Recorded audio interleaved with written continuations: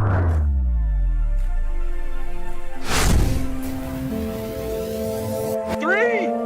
two, one. Yo! So hard. Oh my goodness.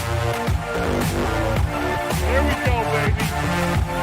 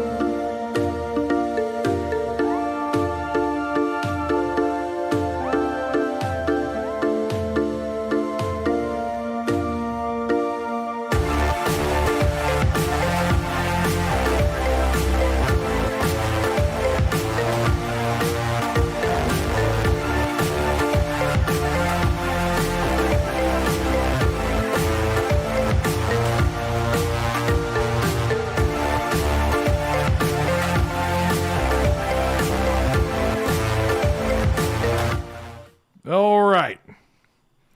Tone the music down there. You guys ready?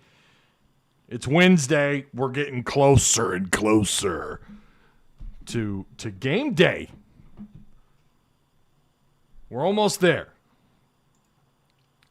3, 2, 1. Yo! What's going on, Razorback fans? Welcome to the one and only Pig Trail Network YouTube channel. It's Wednesday. It's the halfway point. It's how does the commercial go? Guess what day it is? It is Wednesday, hump day, baby. We're getting closer and closer. We're inching our way there, but I swear Friday, Razorback football eve it's closing in. We're getting there. Today is September 1st, 2021. We've got some things. Look, we're gonna discuss this nonsense with KJ Jefferson. We're gonna talk about how this guy just getting disrespect. If it's not coming from fans, it's coming from major recruiting sites.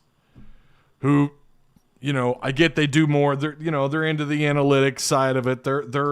They do their thing. I get it. They know what they're talking about.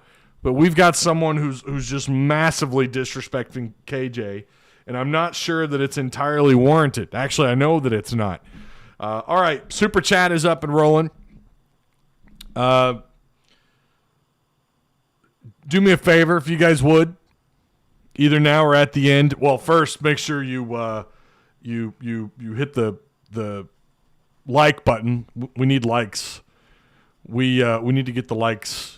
We need to get them on fire. That's what we need to do. And I've got a question for you too at here in just a minute. I'm going to ask you guys your opinion. I gave you my score on Monday. I am drinking the Kool-Aid. 8-4 is where I have Arkansas.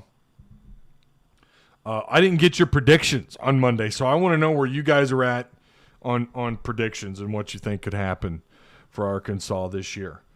This is also going to be a pretty comment-heavy show, so if you guys have any questions, comments, whatever, you want shout-outs, send them my way.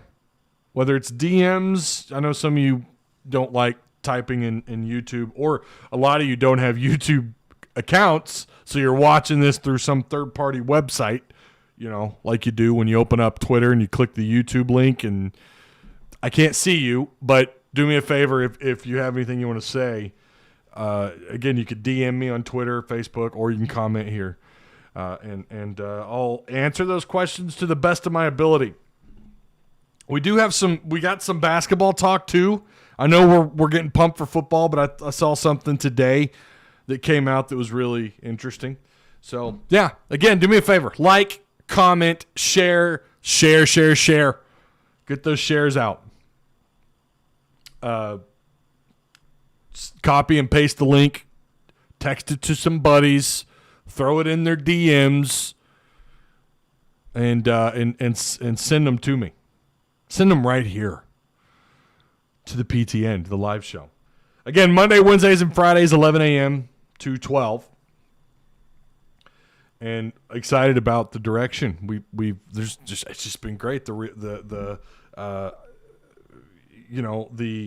special shout out to everyone who shared this content on Twitter. John Hawes, I'm pretty sure, did. There were a couple other people. Was it Woo Pig Dustino? Is that his name? Dustino? He's been on. You know who I'm talking about if you're on Twitter enough. You know who I'm talking about. He shared the content and was hyping it up. Shout out to him. To anybody who does that. That goes a long ways.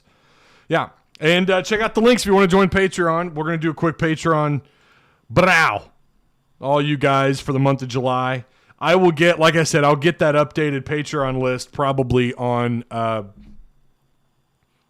going to guess over the weekend. So hopefully by Monday we'll have that updated, the August, the Patreon supporters of August. And I think we're adding at least one person so far. So that's awesome. Okay. Let me read chat, and then we're gonna get into the other stuff. I left all my notes on my laptop, so I'm gonna be looking over here a lot. Probably gonna get distracted even more. Let's read comments. Mr. T-Dub, oh yeah. Sup, Ty? What's up, Kelly? Yo, Kelly Marie, my mod.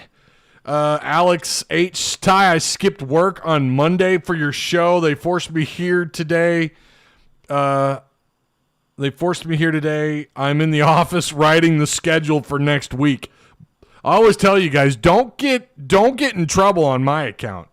But I do appreciate you going that extra step, Alex. You know you're my boy. Anthony White, the grad assistant, must be amazing. Are you talking about South Carolina, Anthony? Did you guys hear about that? They're so thin at quarterback. They're so thin and questionable at quarterback. They're using like a GA. They're using a grad assistant or somebody. If he's got eligibility left, grab the local flag football quarterback if you have to, if you're desperate enough. Haagen-Dazs, yes, I'm here. Love that you're on more, dude. Thanks, Haagen-Dazs. I see you in my comment section quite a bit. It's cool to see you here live. Azazian on Absurdity says, yay. I hate the disrespect on KJ, says Ash. Ty, are you bringing back the Friday Flamingo Fire? I don't know, because I'm not going to lie to you guys. I know that people who come back and watch, I don't know. I'll just say that. I like the idea too. I'm flaunting the Mortal Kombat shirt, and then maybe Friday I'll bring it back. It was fun, wasn't it? Maybe I ought to change it. I don't know. Maybe I should just bring it back.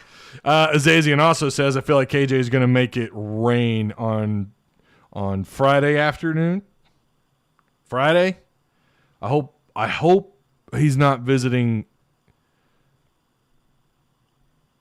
a certain place on 71 Business in Fayetteville that involves women. I hope that's not what you're saying here, Azazian. The night before the game, is he going to a strip club? Is that what you're saying? He's going to make it rain? Oh, you meant Saturday. Okay. You know what I meant. Passing out dollar bills. I get you. He's going to make it rain on Saturday afternoon. Yeah. I hope so, too. Alex says, question, a lot of fans love Hunter. Well, it seems like the mainstream people who cover the Hogs seem to think he's just meh. Guess we'll find out. If we'll see. That Jimbo contract. I haven't read it, but I saw the caption, and yeah. What is it? They extended it for a while, right? It's a pretty crazy extension, from what I gather. It's not just like bonuses. It's a pretty massive extension along with extra bonuses, I think. So, all right. Zazian, I get you, bruh. I get you. What's up, Ty? What's going on, Dylan Davis? How you doing, man? Okay, hopefully I don't make anybody mad. I made someone mad on Monday. All right, so let's get into what we have, okay? And again, this is going to probably be I've got I don't know, 2, 3, maybe 4 pieces of news here, but it's going to be a very comment heavy show. So again, if you guys have comments, anything you want to say, questions, whatever. I also want your predictions. I want your score predictions. So for those of you who are watching this later, if you could give me a score prediction. Again, I gave you guys 8-4 on Monday. Let me know. And for those of you, again, who are watching this after the fact, there's a lot of you. In fact, like 75% of my audience, actually it's a higher number than that. I was looking at that last night. They're not here, but hopefully, and I get it, people are working, they got stuff going on, but they're going to come back and watch later. I want your prediction. I want your season 2021 Razorback football prediction. And then if you want, you could put whatever bowl game you think they make. I've got Arkansas at 8-4, so I don't think Treylon will be playing Saturday. Okay, so we're gonna touch on that in just a minute. So sometimes if I don't read your comments, it's because I don't want to spoil what I'm about to say. So again, get your questions in if you got them. For those of you who are here live, also I will read your questions. Okay. And apparently I think I got a DM here. All right. Did you guys see NCAA.com released their top returning scorers in college basketball and all of college basketball? Stanley Yamud listed as the number 3 scorer coming back in 2021. Again, that's all of college basketball. He averaged close to 22 points a game last season at South Dakota. He shot just south of about 35% at three-point range. Pretty effective shooter. He's got he can kind of do a little bit of everything. Obviously, I don't know what his production's going to look like in 2021, 22. I don't know. They're either going to take full advantage of his athleticism and the things that he brings to the table. You know how Muss is. There's probably not a better exploiter of talent than, and I hate to say that, exploiter, like but he gets the absolute most out of guys, and you saw what he did with Mason Jones and Isaiah Joe. Of course, Joe was fighting injuries his last year at Arkansas. You saw last year what he got out of Justin Smith. You kind of felt like the tank was empty on a couple of guys, and yet you'd still see them on the floor doing their thing. But, he also had a pretty short leash on guys, especially a certain 7-footer. So he, especially during postseason, we did not see much of that 7-footer. Is he 7 foot? Is Connor? Is he 7 foot? I saw him measured that picture of him and Muss, and I thought it said 7'6". There's no way he's 7'6". That's insane. We will do Rice score predictions on Friday.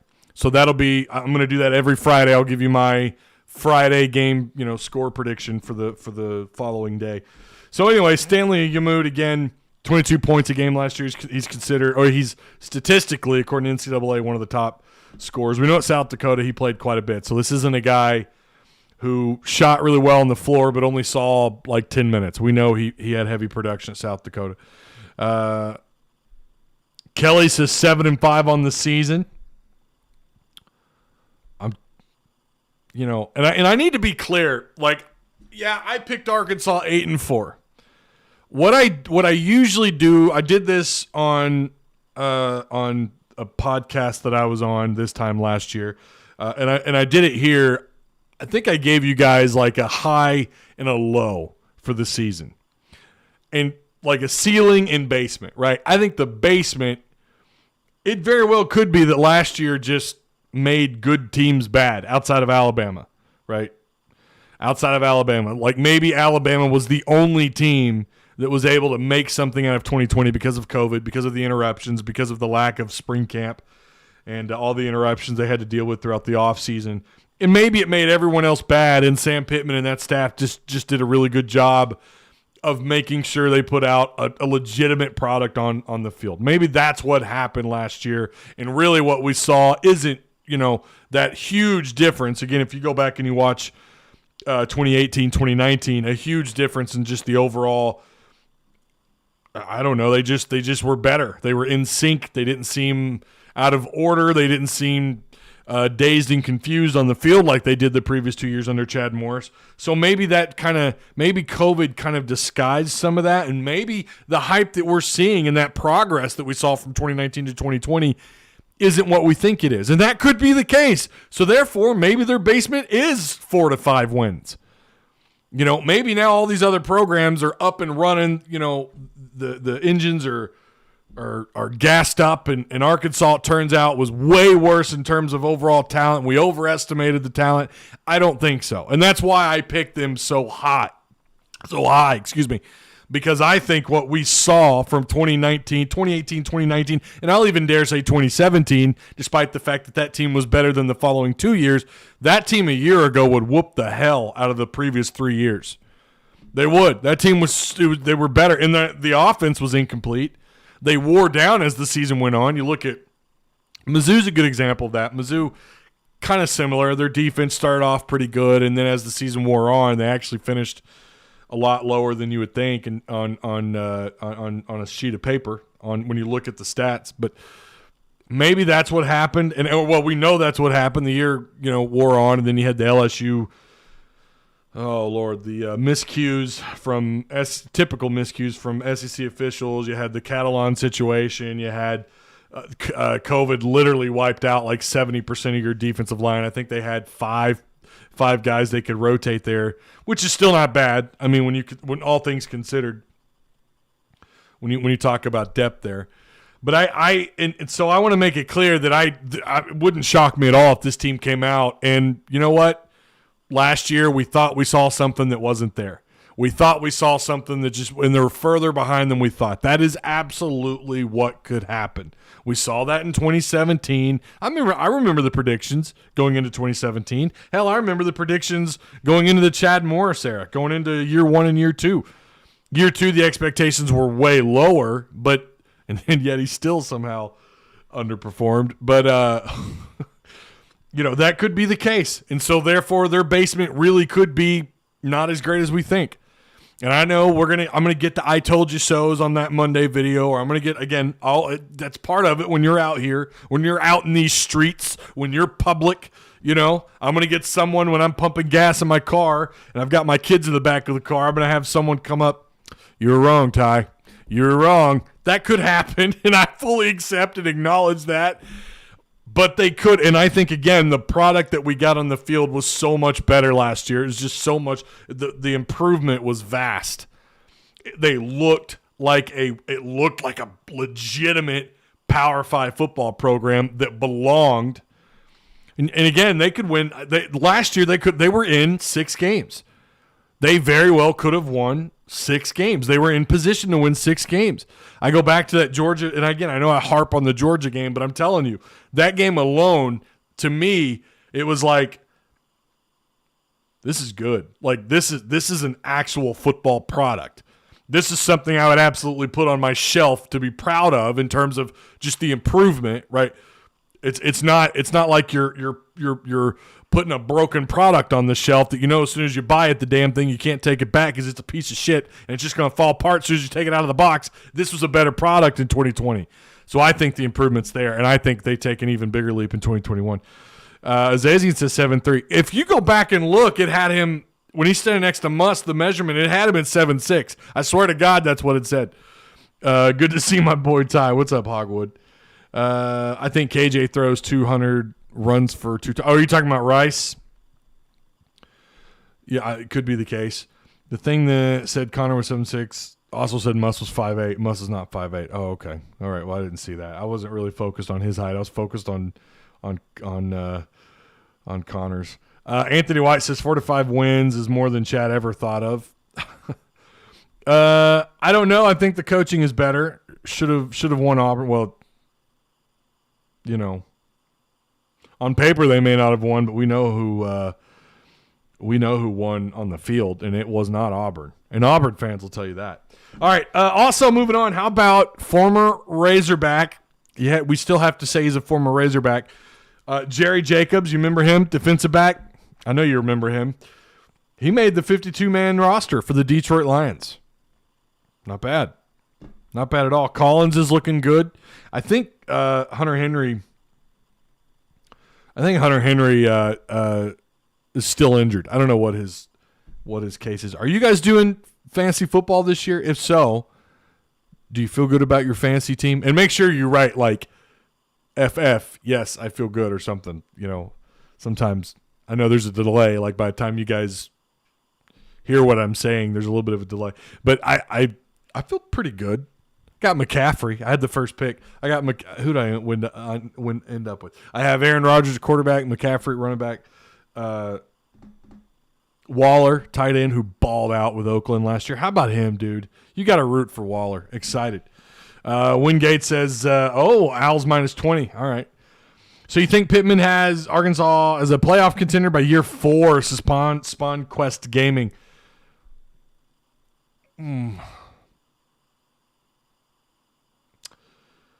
No. It depends. If they expand the playoffs, I mean there's so much that could happen. You still have to have the off season between now and season 3, and then the off season between season 3 and season 4. A lot of steps, a lot of variables, right? If Sam underperforms this year and he underperforms next year, God only knows where you're at. But if you're in Spawn Quest, I get what you're saying. Okay, he's good enough to be here year 4.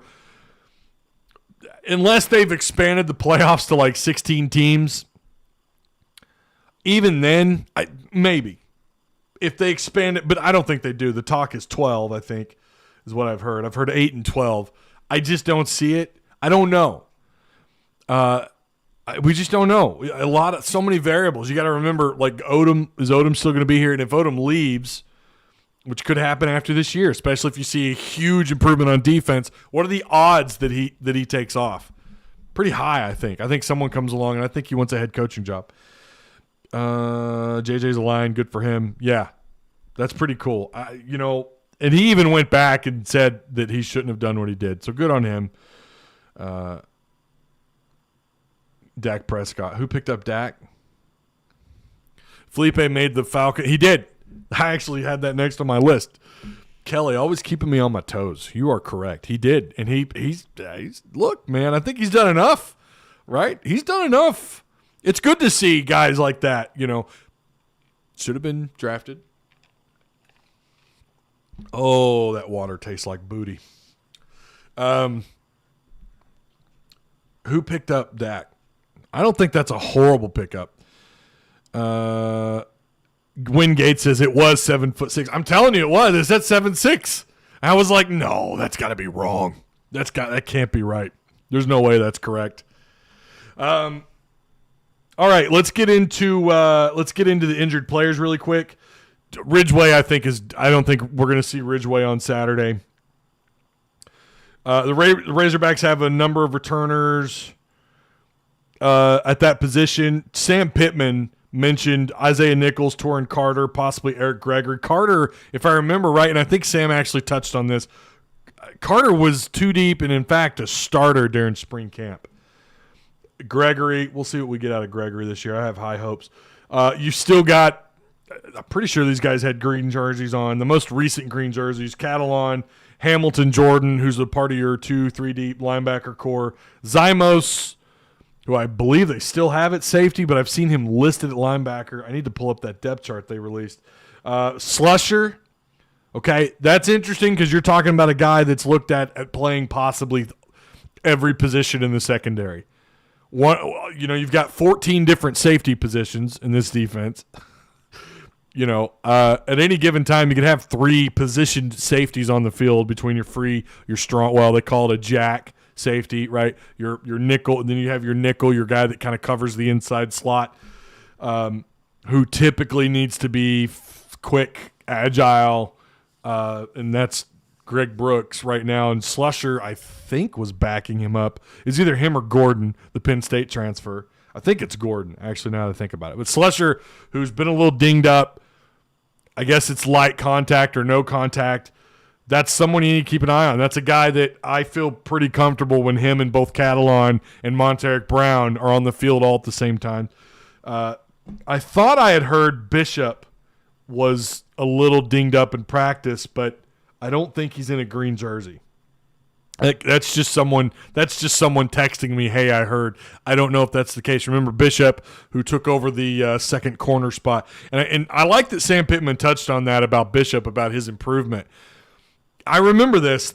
Last year they flirted around with putting him at different safety positions, trying him out, I think a little bit at the nickel, and then switching him, kind of trying to do a little bit of what they did with Slusher, but I think it was mostly switching him on corner, on different DB sides, different matchups, and he never really excelled, and now they gave him an opportunity to excel at one position. They left him there. It's amazing what that can do for a player. It's what I don't like what they do with safeties and linebackers. They move them around. You don't know what to do with them. You move them to tight end. Blaine Toll. You move him to tight end, defensive end, back to tight end, back to defensive end. Let a guy stay. I get that you're trying out different positions in tight end. Thank God it sounds like, you look at that 2023 class, they're already on top of it. But the tight end position they have got to get, it's got to be healthy this year because now you got Blake Kern running around in a green jersey, and we know Henry is injury prone. But so keep an eye on, again, Slusher, keep an eye on Catalon. I think Catalon should be good for Rice, I believe. And then keep an eye on Blake Kern. Going to need all these guys. Every one of these guys, you're going to need them. And I think you're going to need them even against Rice. You don't want to overlook Rice.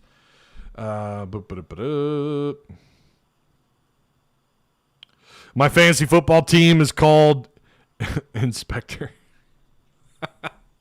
By the way, for those of you who are watching this again after the fact, you're not here live, you can click the live chat feed and you can actually keep up with the live chat feed that way. But what tends to happen is people then comment on the non-live chat feed, and I have no idea what the hell they're talking about, and they're responding to people in chat. So I'm like, I don't know who you're talking to. Are you talking to me? You talking to me? I think Rodgers will have a down year. Yeah, I know. Man, when it comes time to strap on the helmet and touch laces, that guy, I'll say this, every year I've made postseason, every year, both my championships, I had Aaron Rodgers at quarterback. He's had down years. I get that. Every quarterback does. If Pittman keeps the Hogs on the current upward trajectory and Saban retires by 2026, Arkansas could win their division depending upon their division. Looks like after UT and OU join. Boy, that is you're projecting quite a ways there. We got to get through 2021 first. Win. Dak's gonna ball, says Grant Patrick. Hogwood also says, I think Odom leaves, but Sam has a good picker when it comes to coaches. That water, yeah. Well, it did. It tasted kind of, I don't know what's going on. I think we need to change our water filter. If Odom and Bryles are here, depending on their replacements, we could still be sitting pretty good by year 4. Too many variables out there. Yeah, a lot of variables in that equation. You will never hear me project that far out. Hell, I have a hard time getting week through week. Getting through the weeks. I think Burks sits against Rice. All right, we need to stay on pace here. We're doing good, though. Look at that, 31-minute mark. Here we go. All right. So we talked about the green jerseys. So speaking of injuries, we need to address Burks. It's in the title after all. Sam Pittman, and I'll pull up his quote here, had this to say on the matter, unless I closed it out, and I probably did. Oh, nope, there it is. I don't know if he'll be able to play this week or not. Pittman said, doesn't look good for that to happen. He's doing fine, but I don't look for him to be ready this week. And it does look like Isaiah Nichols will be starting in place of Ridgeway. Torrin Carter going to be in that rotation with Nichols. Kind of surprised by that. I kind of thought, well, not entirely. Nichols has had a pretty strong offseason. So, and then Markel Otzi is going to back up the other tackle spot. But we need to talk about that because with Treylon Burks being out, what the hell do you do now at wide receiver?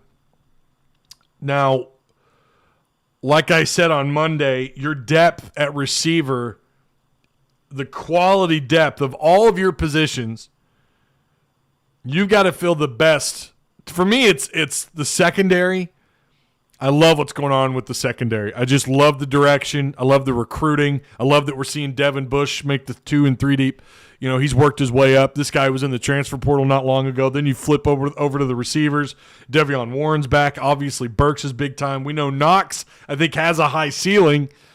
Remember, he was highly rated out of high school. That doesn't mean everything. I get that, but it is something. I mean, look, we saw it his freshman year. He flashed his freshman season. You've got John David White. There's a number of different players. You know, of course, we could talk about Katron Jackson. I get it. Everyone's real big on Katron, and rightfully so. Katron Jackson, pretty special talent out of Texas. You've got a number. There's so many. I always blank on a couple of guys. I do this every week. You've got the younger or the Catalan brother, who's also a walk-on the receiver spot, who flashed a little bit during fall camp.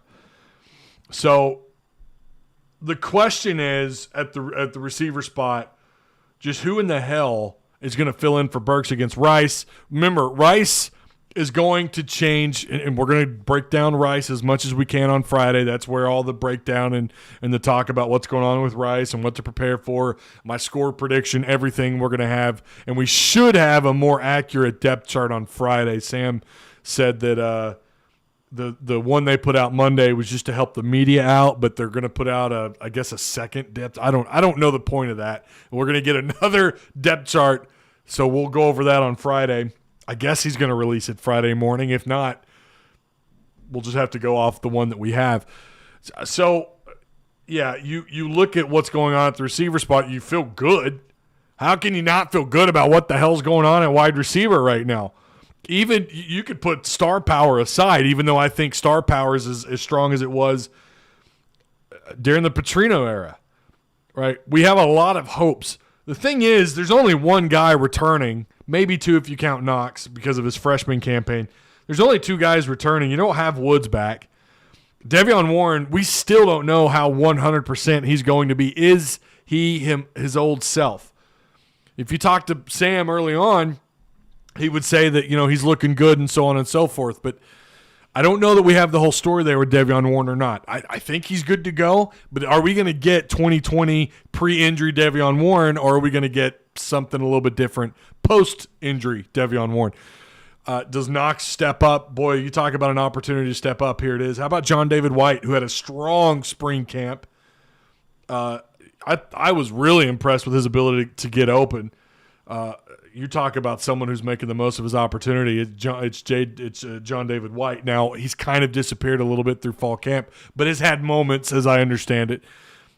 You know, we haven't talked about Crawford enough, the OU transfer, but he also, it seems like he's kind of been caught in the fights there with the depth throughout all that depth that you have, all those players, all those numbers you have on at the receiver spot. There's questions here where it's like you've got Burks, who really is the reason why you talk about how badass these receivers are, or that position, right? You take Burks out of the equation, it's obviously not the same. You're talking about Burks, who, by the way, Pro Football Focus rated, again, unless I read this incorrectly, on Monday, I think they rated him the number 1 receiver returning to college football this year.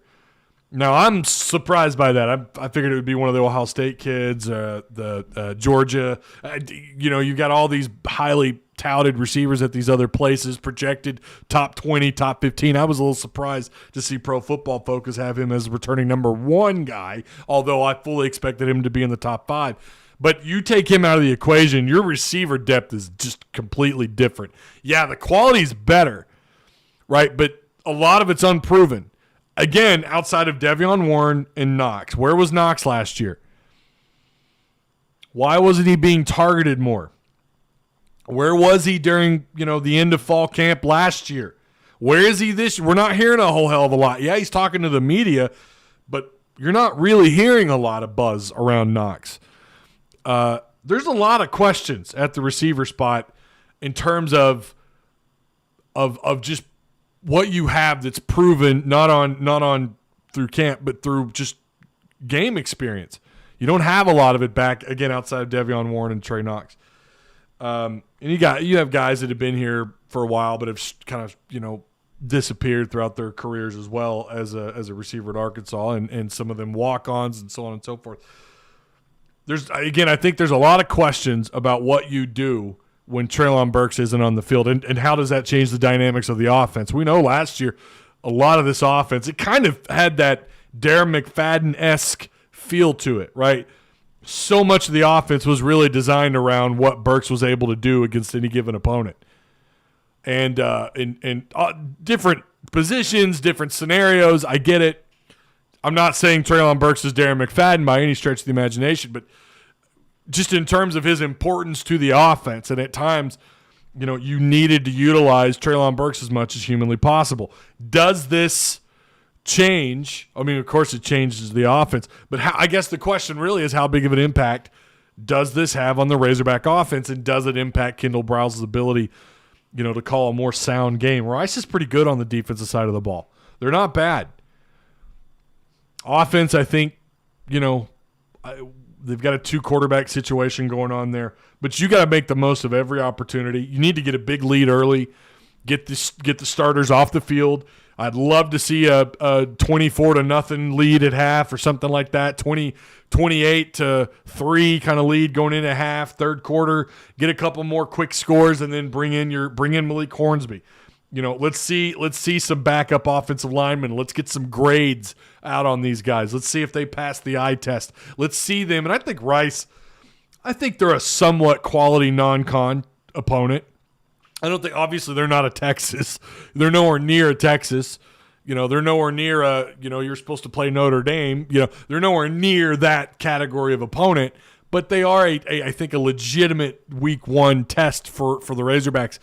This is interesting, and maybe it's just what the doctor ordered. Maybe they need Burks to sit, and to be honest, I would like to see as much of Raheem as humanly possible. I want to see Rocket Sanders get the ball, but I don't want to see him get hurt against Rice. So maybe then we get to see some of the other guys behind Treylon Smith and Raheem Sanders. That's the hope. That's what week 1 against Rice is supposed to be, and that's why you have these P5 teams schedule these easy week 1s.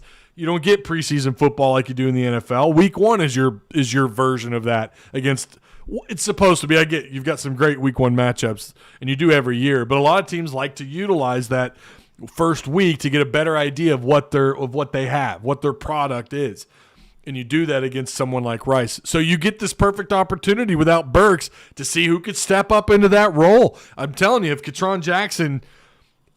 Could you imagine him coming out and having a big game, what that does just for the mindset of for him, for fans that are excited about the future after Treylon Burks? It's like, oh, well, we've got this other guy, Katron Jackson. It is going to feel like the Petrino era. Oh, well, you lose a guy due to an injury in Greg Childs, but you had Joe Adams and Jarius Wright for the future. You had Kobe Hamilton, right? You had guys on the up and up. That look like they're on the up and up, and they're going to surge in the Petrino era of football. Again, we all know how that's not on them. That was him and his motorcycle and the blonde on the back of the bike, him lying to Jeff Long and the media and the fans. But you haven't had that feeling of, wow, we're actually set at wide receiver. And when you see one of these younger guys step into that role, oh, man, it creates that much more excitement. Like, don't worry, Burks is gone. We've got that next guy up.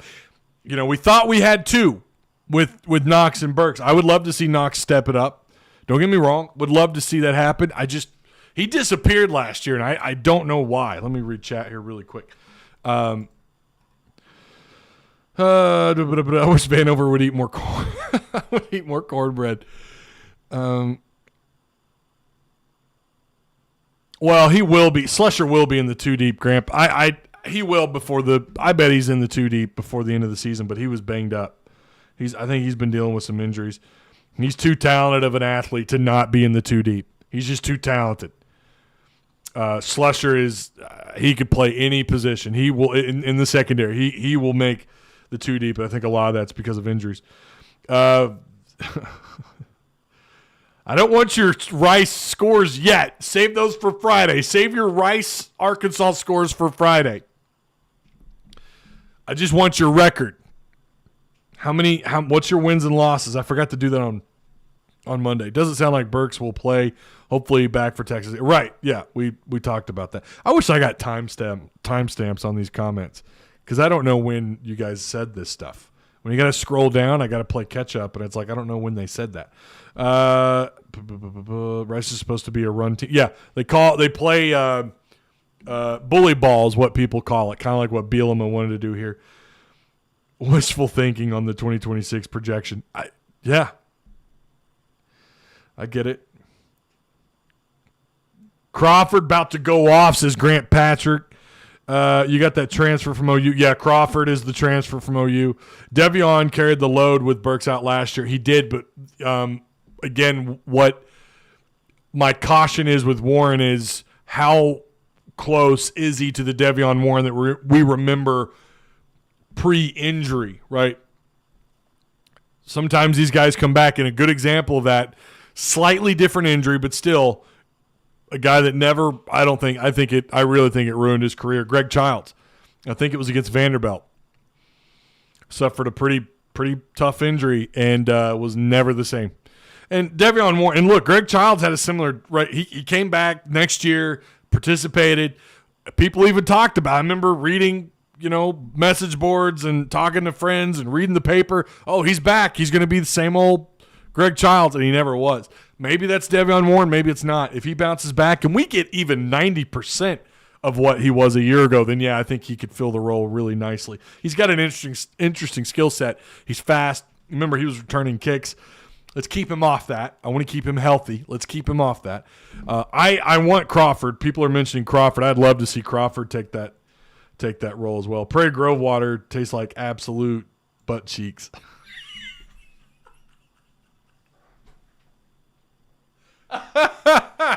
I love it. Y'all are killing me, man.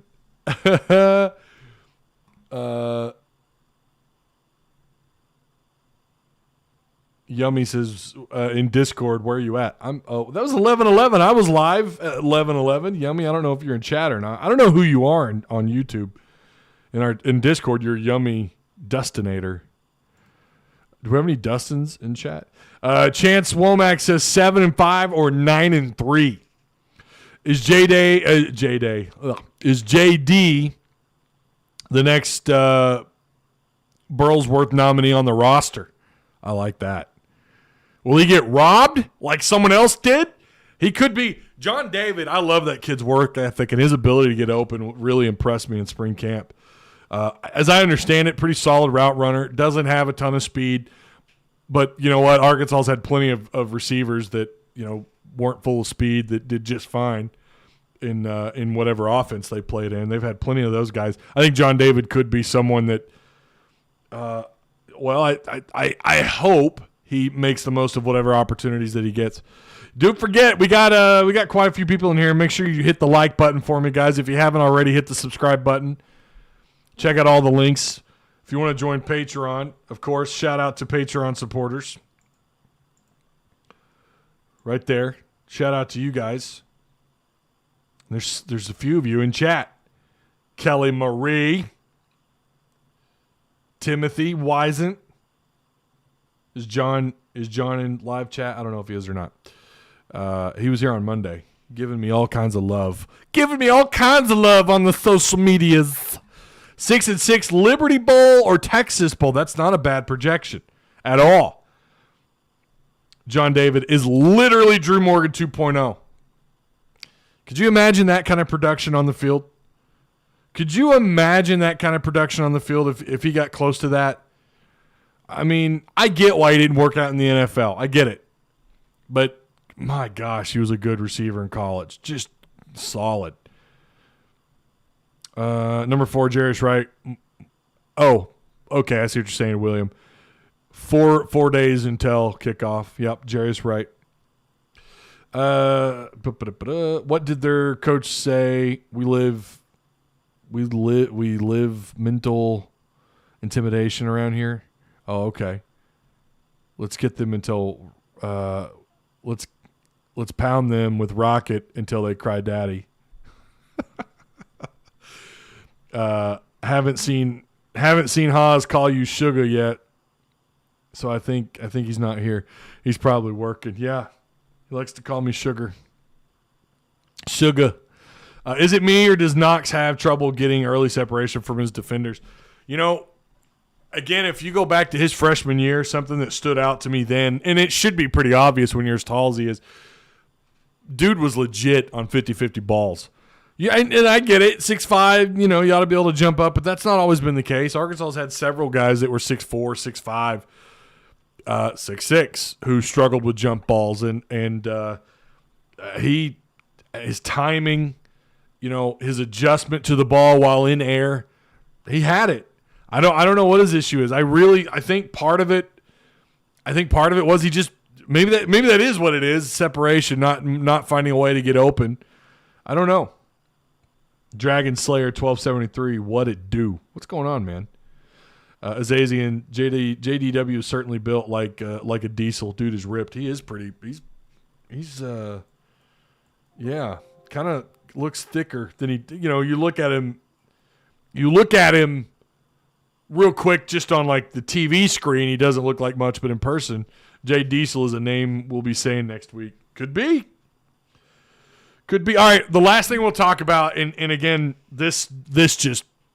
We've got 10 minutes here, and I want to kind of focus on it a little bit. KJ Jefferson, if you guys didn't see this article by 247, was rated the lowest player. I closed that freaking article out, didn't I? Was rated the lowest player or starting quarterbacks going into week 1. He was 14th. They rated KJ Jefferson, okay? I get some people's issue with KJ. Like, I don't know. He's a 52% pass completion quarterback. Well, we have to keep in mind, even his freshman year, some of his balls were dropped. I think he had at least 2 drops against Mizzou, if I remember right.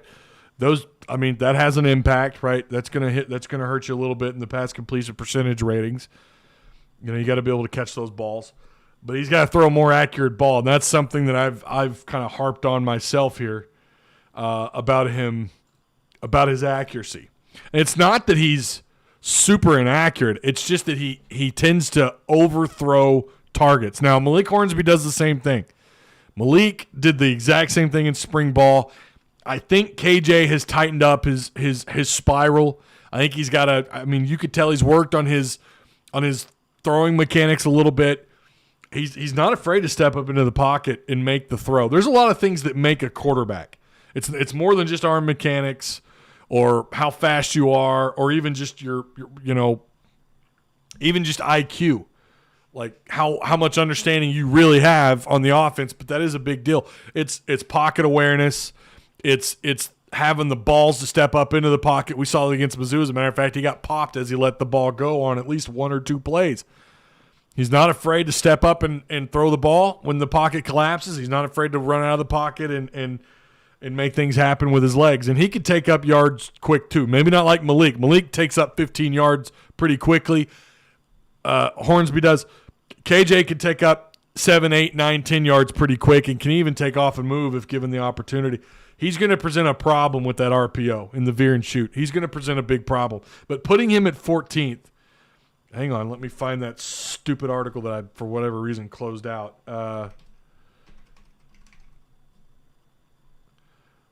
Putting him at 14th makes no sense to me at all.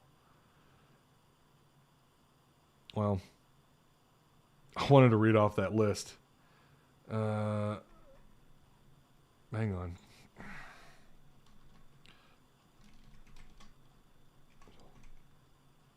SEC QB rankings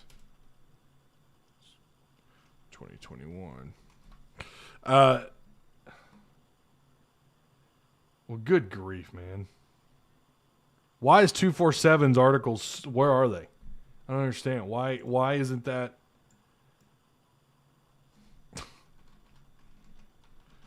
Ranking SEC QBs 247.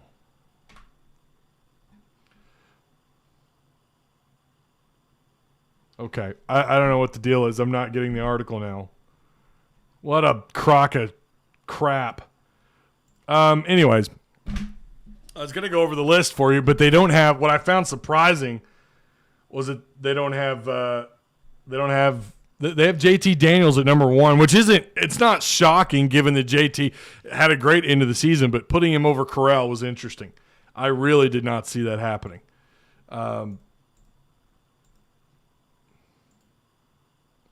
That's pissing me off. I don't even remember closing that out. And now I can't find it. See, this is why. And even if you put ranking SEC QBs 2021, you put it on news, right? It still doesn't come out. Athlon. I'm not interested in Athlon. They're outdated. You go to news, right? It's still not there. Where'd the article go? Why can I not open it? Someone got it in Discord? No.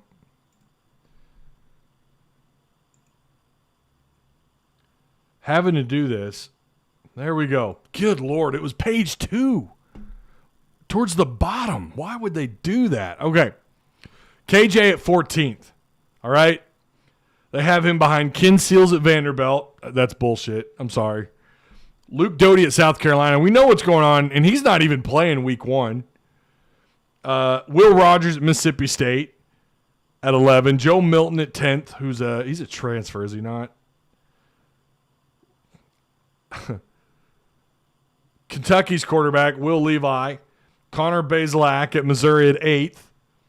Bo Nix at 7th. Bo Nix, I don't know if that was Chad Morris and Gus Malzahn ruined that kid or what. I certainly thought he was better than what he ended up doing last year. That product they had on the field was just terrible last year. We saw flashes of Bo Nix the year before last, and then last year it just all fell apart. So maybe that's a good position. Maybe he should be higher. Maybe he should be lower. 7th might be about right.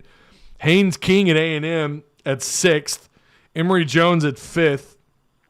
Max Johnson at 4th.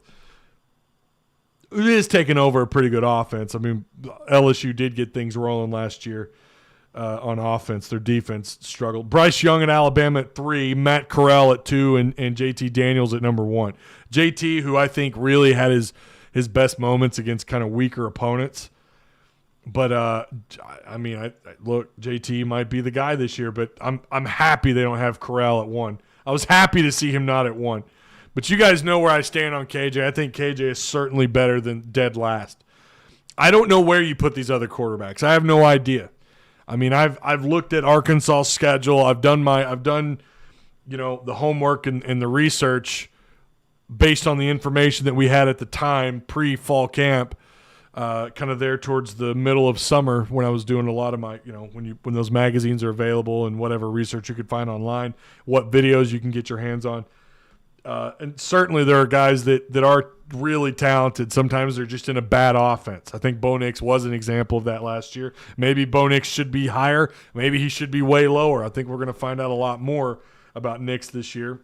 But then again, things aren't so great at Auburn right now on the offensive side of the ball. Their fans are pretty skeptical. I read some of that. I had some stuff sent to me. Their fans are pretty skeptical about what's going on over there. You're always going to have that bunch, right? And then you're going to have the sunshine pumpers. But there is a pretty legitimate amount of people that are kind of questioning what's going on there. So should Nix be further back because of that? I don't know. But the individual that wrote this article, Brad Crawford, I really don't know why let's read what he says about KJ. Sam Pittman says the Arkansas offense will look different with KJ Jefferson at quarterback, something he hopes translates into production and wins against the nation's most brutal schedule. First off, if that's part of your reasoning, for the same reasons you don't rank a team based on their strength of schedule, you rank a team on how good you think they're going to be, and then you compare them to the schedule after the fact. I hate when people do this. Well, he's got the toughest schedule in the conference to deal with, or the toughest schedule in the toughest conference period. This is the most difficult schedule in college football. So therefore, we're going to bring KJ Jefferson down. That's the biggest bunch of bullshit I've ever heard in my life. That's not why. And I'm not saying that's what he's doing here, but it kind of seems like he's maybe he wanted to add that in there for a reason, right? He didn't just say that for no reason at all. Jefferson played in 5 games last season, threw for just shy of 300 yards, 3 touchdowns. We also have to remember that when he did come in, it was for a short while outside of the Mizzou game. It's not like he played an extended amount of time outside of Mizzou. I know he came in against Bama. My God, he came in against Bama. Who's going to come in against that team and look great? And his pass completion ratio took a hit, especially after the Alabama game. What did he start? 1 for 5, or finished like 1 for 5, 1 for 6, or something. Of course, that's going to have a big effect on your end of the year, your look there, right? Your end of the season stats. You know, it's gonna affect the your stats, sure. But you go back to the Mizzou game. That's what you should be judging him on, and based on what I'm assuming, got to see. He saw the same thing we all saw, the red-white scrimmage. You're going to tell me based on what you saw against Mizzou, okay? And I realize we're going back to that a lot. We've harped on that all offseason, but that's all we have, plus spring. And what we've heard through fall camp. We arrived to this point in time, the end of fall camp, getting ready. You're in prep week now. You're in install week. You're in install week 1 matchup week, and you've come to the conclusion that KJ Jefferson's the worst returning quarterback in the SEC, despite the improvements, despite what he did. You didn't lose to Mizzou because of KJ. You lost because your defense was depleted. You lost because of some bullshit SEC officiating. You lost mostly because of your performance on the field, on defense. You didn't lose because of KJ. KJ tore it up against Missouri. Even with a drop or two, this guy tore it up against Missouri. Played mistake-free football. Was not afraid. He looked like he had complete and total command of the offense. And then you go to spring camp. He did the same thing through all 3 scrimmages. I understand his first scrimmage was a little raw, but apparently the entire team, everyone was raw for obvious reasons. You moved to week 2, or not week 2, but the second scrimmage, he looked far better, made some pretty impressive throws, also missed some. Then you go to the red-white scrimmage, their third and final scrimmage. Go back and watch his first series. They went down the field pretty damn quick, and not against the scout team, mind you. You know, looked pretty damn good. Looked like he had full control. Looked very similar to what he did against Missouri. And then you say, I think he's good he's 14th overall among all projected starters this year at the position. I don't know, man. I don't know. I think it's wrong. I disagree. I mean, it's his opinion. This guy has probably analyzed every quarterback through and through 10 times more than I have. You know, I'm always going to yield to people like that, to people in that industry, but I just have to, or people who do this line of work, who analyze and watch tons of film. I'm assuming Brad Crawford did that, but how he came to the conclusion of putting KJ Jefferson at 14th, then that must mean to me those 13 guys in front of him are like all SEC, all American caliber players. To put him at 14th, I don't know. I think you're crazy. I think you're wrong. I disagree.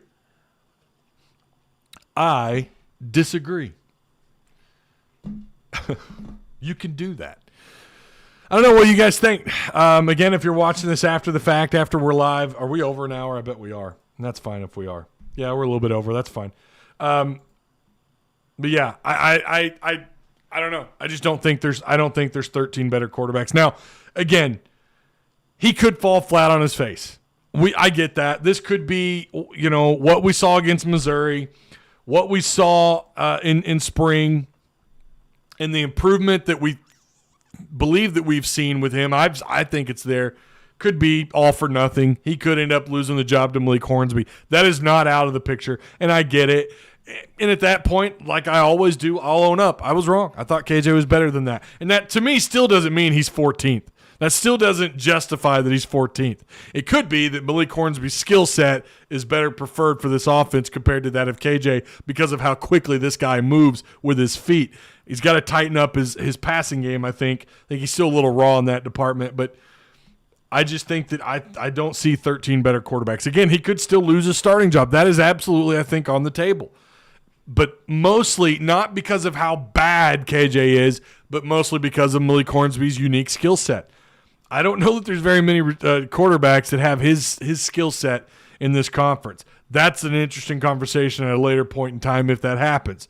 Now what? Now you've got this young guy, but it takes a lot more than just that raw skill set to be a successful quarterback at any level in the SEC or in Power 5. Let me get back to comments really quick.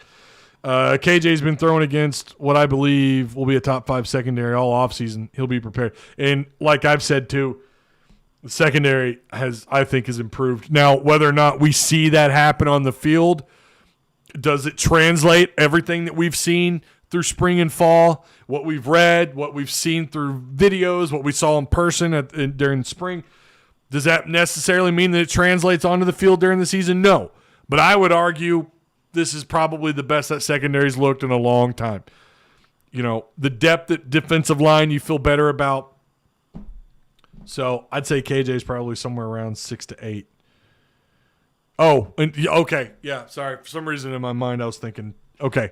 Yeah, I think he's earned the right at least to be in the top 10. Again, even if he loses his starting job, I think he's earned the right to be in the top 10 at the least, right? Or maybe 11th or 10th. You could kind of see that. You wouldn't see me bitching and moaning. I'd be like, I get it. But 14th, I don't buy it. Article is by Brad Crawford. Has KJ at 14th. Right. Previous staff seems to have left U of A, bottom feeders with those guys. No faith, says William Allen. Flying Blind says what schedule makes him the worst week 1 quarterback? Ridiculous. It seemed to me like what they're implying, just maybe it's his strength of schedule as to why. And we've seen this too where people talk about where Arkansas is just in terms of like power rankings, right? Not should they be top 25 or not, just power rankings, where would you put them? And instead what people do is they just put them up against the schedule and they base how good or bad a team is based on their strength of schedule. That's not how you do it. You base a team off how good they are based on what you've seen, what you know, and what you've seen, what you know, what you've read. That's what you base a team off of. How much talent do they have? Where are they at with the quarterback? What's going on with the line of scrimmage play on both sides of the ball? Left tackle, how secure and how talented are they at left tackle? Like, these are the things. What's their skills? What's the skill position guys look like for this team? Where's their secondary? What's going on with their linebacker depth? That's how you crunch a team down, right? Like, that's how you when you're unloading or unboxing what is a roster and you're looking at their overall talent, then their coaching staff, what they did the year before. Those are the things that matter. Strength of schedule should have nothing to do with where you think how good or bad a team is. Someone made this point a little while back. If Arkansas had, I think it was Coastal Carolina, someone made the argument that if Arkansas had Coastal Carolina's schedule, they'd go undefeated. They'd be favored or they would at least be favored in every game. With this schedule, obviously that's not the case. In the Big 12, I would argue they probably would be favored in more than half of those games, if you want my opinion.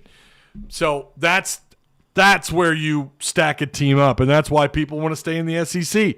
Because it's like, look, I would rather be bad in the SEC than bad in the Big 12, and that's, it's hard to argue against that.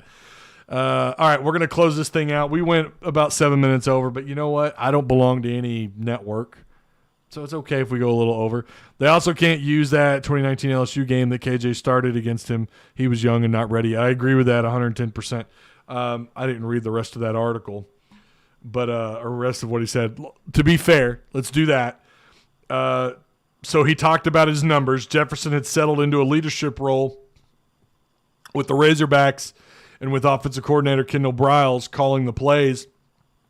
Early confidence could lead to big things this fall. Quote unquote, who's he quoting here? Is he quoting Sam Pittman or Kendall Briles?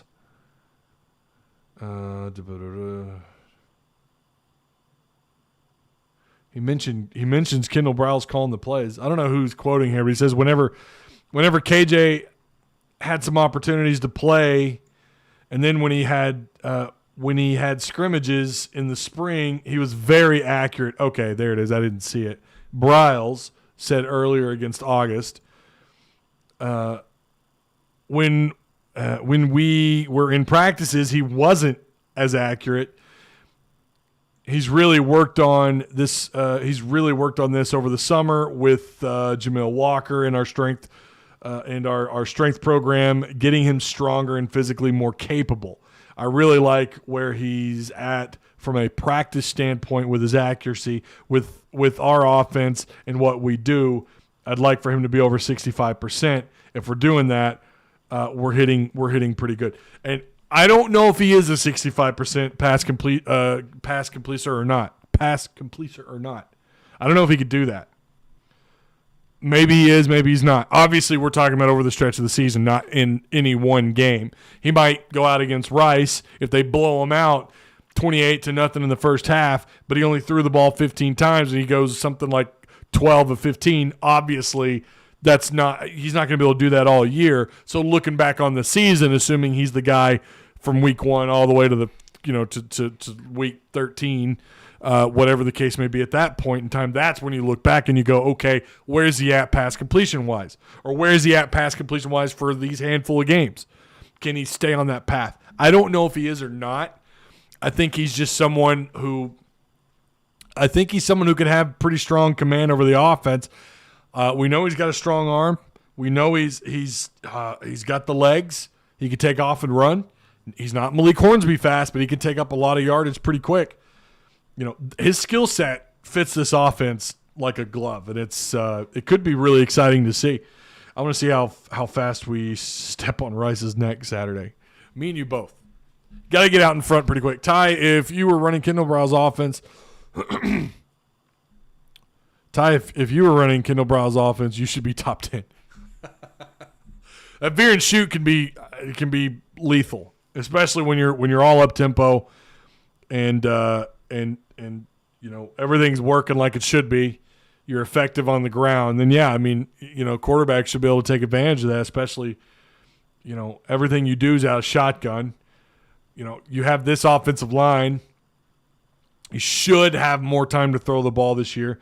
We need controlled optimism, says Jared Collins. Let's see what we have week 1 and week 2 before we put too much on this team. And I agree with that too. We still don't know. We don't know what we don't know, and you're not going to find anything out until they're live on Saturday against somebody other than your second team or whatever you're doing with it. You don't know what you have until you see them go live against somebody else. So we'll see what they do against Rice. Trying to scroll up here really quick, see if I missed anything.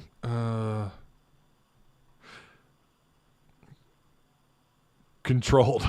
We're fans, people. Fan is short for fanatic. Okay, we went over, but that's fine. This was a damn good show. I had a real good time.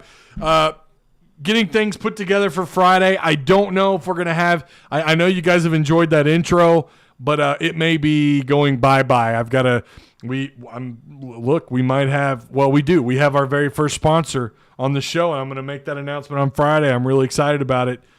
We have our first sponsor for the show. Cannot wait to do that on Friday, so that will probably take the place of the intro. I may keep it. I don't know.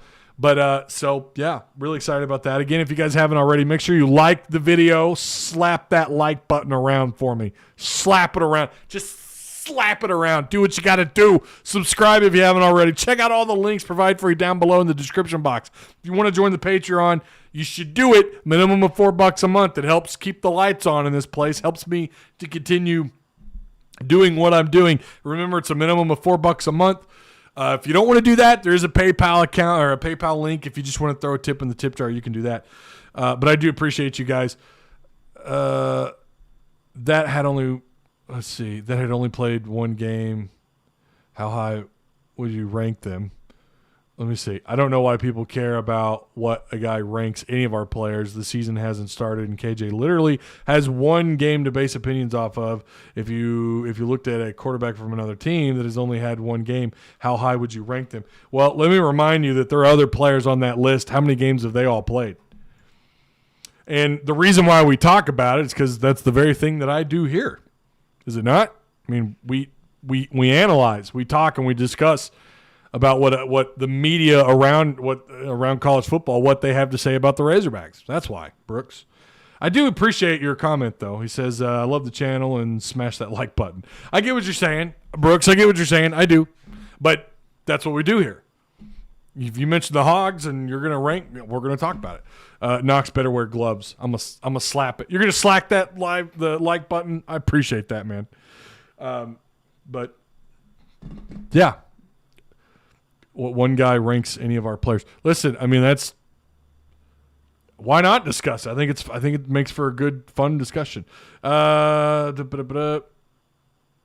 got yoked in the weight room. Needs to do some strutting on field. All right, okay.